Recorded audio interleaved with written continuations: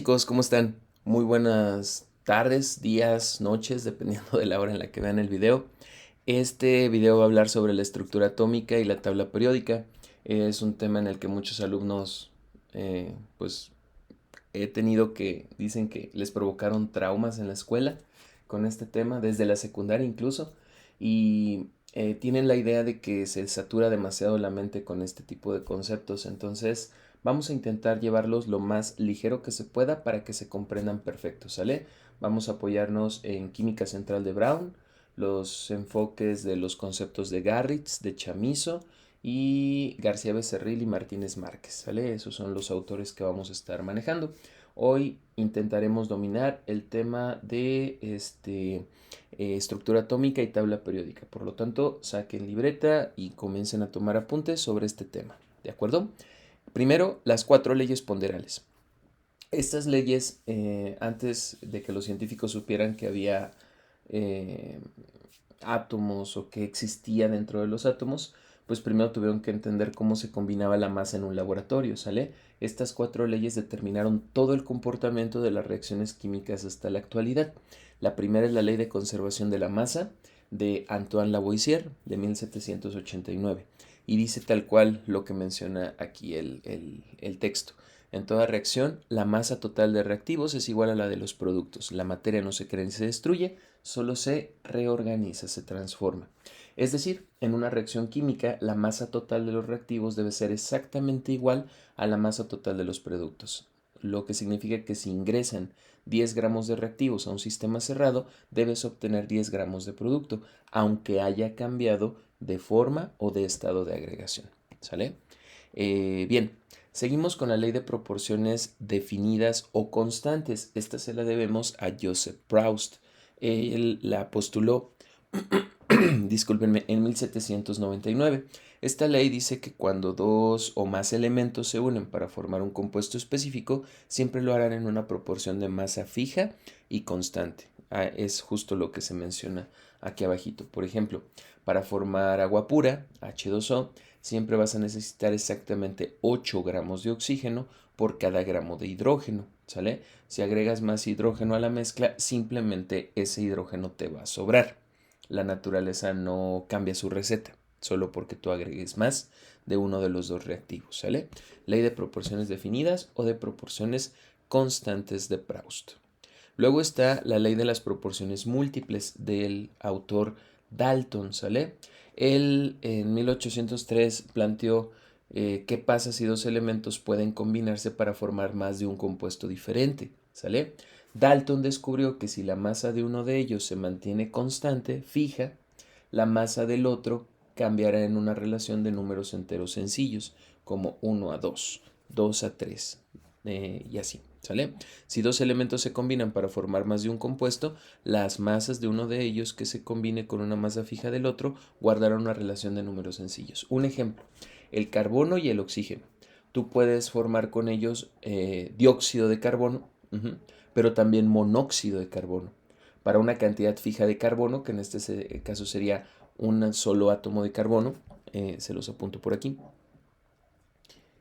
Tú tienes C en los dos casos, un solo átomo de carbono, ¿sale? Pero para una cantidad fija de carbono como esta, la masa de oxígeno es diferente. Por ejemplo, para el dióxido de carbono, esta sería la proporción. 1 a 2.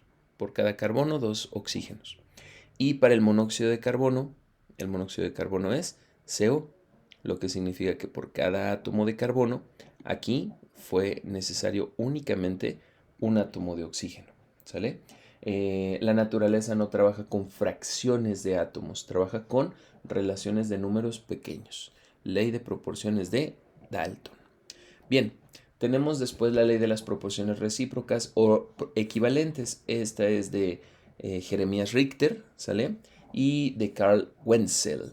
En 1792 se publica esta ley y dice que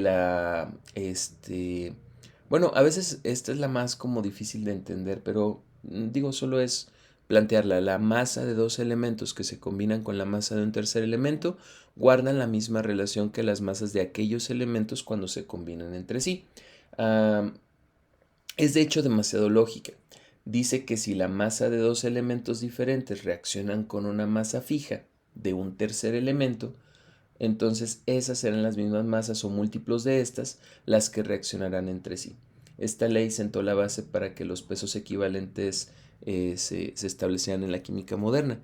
O sea, que si tú tienes dos elementos cualquiera con determinada masa y esa masa, en particular esa masa, reacciona con un tercer elemento con cierta masa, estas masas, o sea, la del primero y la del segundo elemento, son capaces de reaccionar entre ellas, ¿sale?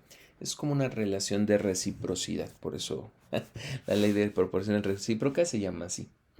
Entonces, esas cuatro leyes son las leyes que le dieron de alguna manera un carácter más matemático, más científico, más predecible a cómo se comportaba la materia. Si se fijan los años, nos hablan de un punto de inicio de ya algún tiempo para atrás sobre la química moderna, ¿sale?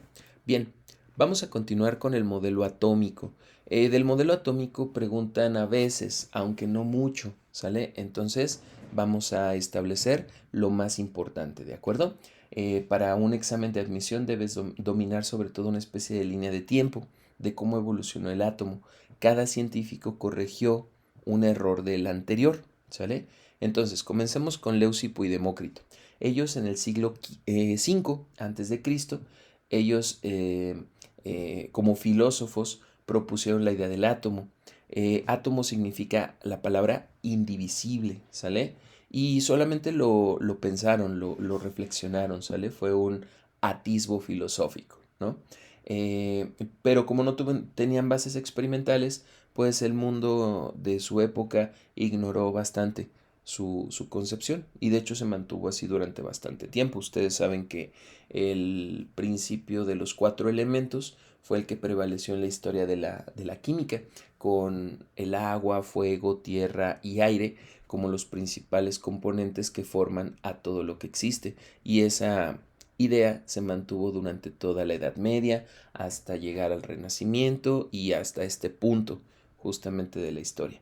Luego va a llegar John Dalton. Aquí ponemos la bola de billar para que no se les olvide. John Dalton en 1808, más o menos.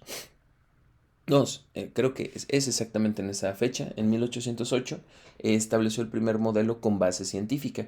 Él retomó a Demócrito, ¿sale? Porque postuló que el átomo es una esfera sólida, indivisible e indestructible, muy parecida a una bola de billar, ¿sale? Entonces explicó con esto, se ajustaba bastante bien su modelo a las leyes ponderales que se estaban estableciendo también en esa misma época, lo cual le valió considerarlo durante mucho tiempo y de hecho todavía en la actualidad a John Dalton como el padre de la teoría atómica moderna.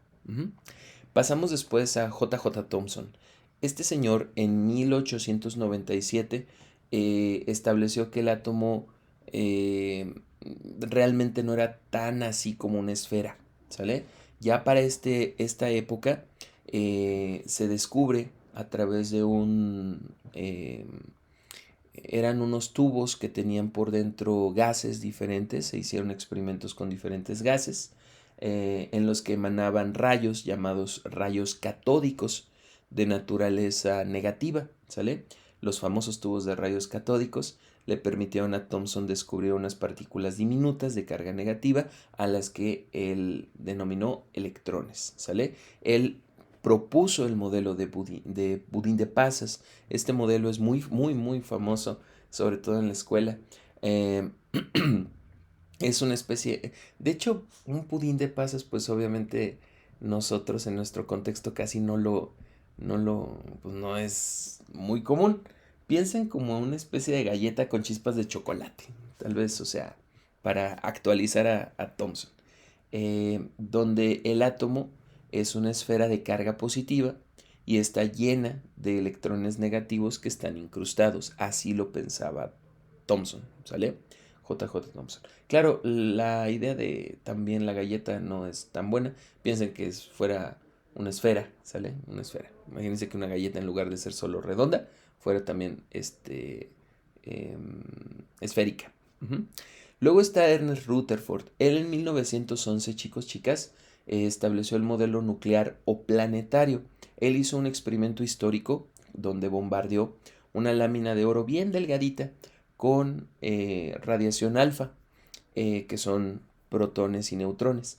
Descubrió con esto que la mayoría de las partículas cruzaban derecho a la placa de oro, lo que significaba que el átomo estaba prácticamente vacío por dentro. Con esto, él demostró que el átomo tiene un núcleo central diminuto y pesado con carga positiva, donde están los protones, y los electrones giran alrededor como si fueran planetas, él lo imaginó así. Por eso el modelo nuclear o planetario. Luego tenemos a Niels Bohr. Niels Bohr es muy famoso. En 1913 él presenta el modelo de los estados estacionarios, ¿sale? Él corrigió el modelo de Rutherford explicando por qué los electrones no se estrellaban contra los núcleos, ¿sale? Bohr propuso que los electrones giran alrededor del núcleo únicamente en órbitas circulares permitidas, es decir, él estableció la idea de los niveles de energía o niveles cuánticos o cuantizados.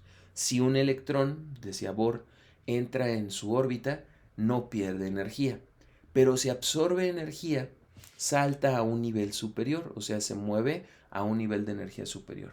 Y cuando regrese a su nivel original, libera esa energía en forma de luz, ¿sale? Es lo que le denominan en la física un fotón. Así fue como comenzó a desarrollarse el modelo atómico y después pasamos, con el paso del tiempo, al siglo XX, al modelo mecánico cuántico, el actual. Ahí tenemos a nuevos personajes. El modelo de Bohr funcionaba bien para el hidrógeno, pero fallaba un poco para los átomos más grandes.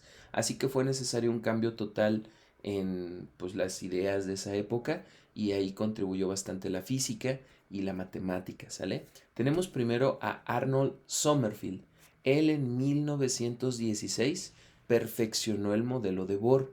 Él descubrió que dentro de un mismo nivel de energía existen subniveles de energía y demostró que los electrones no solo se movían en órbitas circulares, sino también en órbitas elípticas, ¿sale? A Sommerfeld le debemos esta idea de que los niveles de energía 1, 2, 3, 4, 5, 6 y 7 hasta la actualidad de la tabla periódica tienen a su vez subniveles, o sea, subnivel S, P, D y F, ¿sale?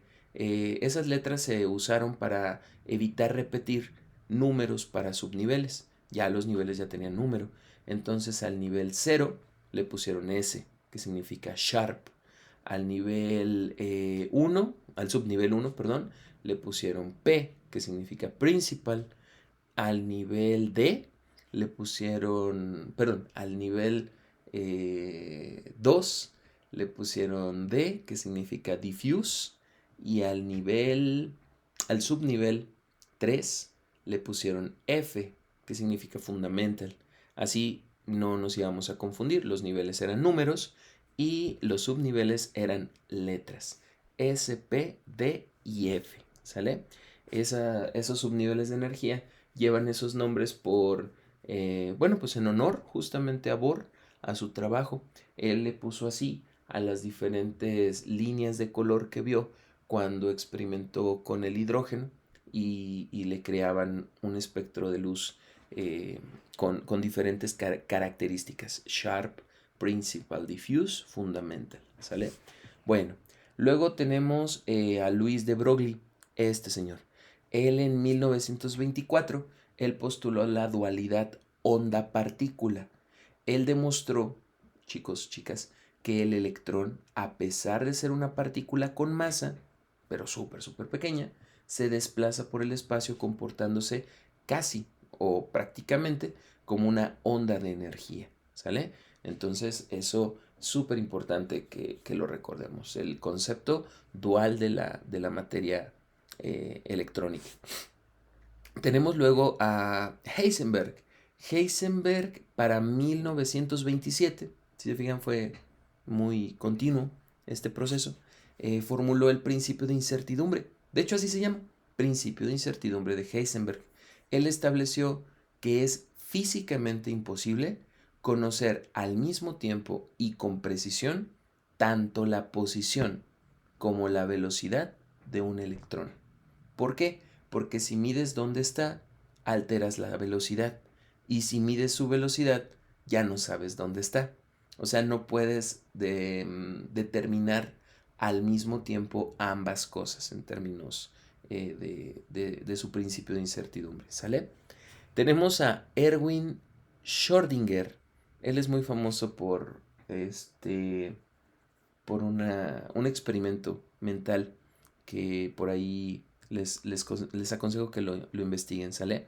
Este señor Schrödinger, para 1926, él desarrolló una ecuación matemática conocida como la ecuación de onda, y esa ecuación describe el comportamiento del electrón en el átomo, ¿sale? Es para poder puntualizar con mayor precisión la ubicación posible de un átomo dentro de un lugar, ¿sale? Y bueno, así fue como comenzó a entenderse el modelo atómico de otra forma. Aquí hablamos de un cambio de paradigma. Todos estos personajes hicieron que se modificaran las ideas de la época anterior. Debido al principio de Heisenberg, a la ecuación de Schrödinger, se tuvo que abandonar la idea de órbita. O sea, órbita significa como camino circular, ¿no? Un camino fijo. Era el camino fijo y predecible que Bohr estableció. Y ahora tenemos que cambiar por el concepto de orbital. Un orbital es una región del espacio alrededor del núcleo atómico donde existe la máxima probabilidad, 90% o un poquito más, de encontrar un electrón. O sea, ya estamos hablando de probabilidades, no de certezas. El átomo ya no es un sistema solar. Ahora tenemos que concebirlo como si fuera una nube de probabilidades donde los electrones que giran en torno a él pueden encontrarse, ¿sale? Después de este cambio de paradigma, tenemos el aporte de James Chadwick. Él en 1932 resolvió un misterio que hasta ese momento nadie había resuelto, que era por qué el núcleo pesa más que lo que se cuantifica de protones que tiene. Recuerden que los protones dan cada uno un Dalton de peso, pero pues siempre se determinaba una cantidad mayor en el peso de la masa de un núcleo. Él descubre justamente la partícula subatómica que no tiene carga eléctrica, pero que sí tiene una masa muy idéntica a la del protón. Él es el descubridor del neutrón, ¿sale? Los neutrones, a partir de ahí, se sabe que actúan como una especie de estabilizadores de los protones dentro del núcleo, ¿sale? Ahora sabemos de fuerzas, la fuerza nuclear débil, la fuerza nuclear fuerte, pero bueno, eso es tema principalmente de física, ¿sale? Finalmente tenemos a Paul Dirac y Pascual Jordan. Ellos, aquí como lo dice, unificaron la mecánica cuántica y la relatividad en dos momentos diferentes, ¿sale? Primero tenemos bueno, en términos absolutos, su trabajo estuvo por ahí rondando de 1928 para adelante. Digo, es un poquito antes de James Chadwick, pero lo establecemos aquí por términos del concepto, ¿sale? Ellos lograron alcanzar un modelo matemático que predecía con mayor precisión el comportamiento del electrón, ¿sale? Ellos introdujeron el cuarto número cuántico, porque hay cuatro, ¿sale? El cuarto número cuántico, que es el spin, y este spin representa el giro que un electrón tiene sobre su propio eje. Con esto se permitió, perdón, para la ciencia establecer los principios del modelo mecánico cuántico de la materia, ¿sale? Entonces, con ellos se establece ese principio y nos ayudan a entender mucho mejor cómo está organizado el átomo, ¿sale? Entonces, tal vez son los principales autores que deben de ustedes conocer. Enseguida vamos a pasar a ver los números cuánticos, la configuración electrónica y cómo esta deriva a las propiedades de la tabla periódica. Así que sigan estudiando, tomen apuntes del video y enseguida nos vemos.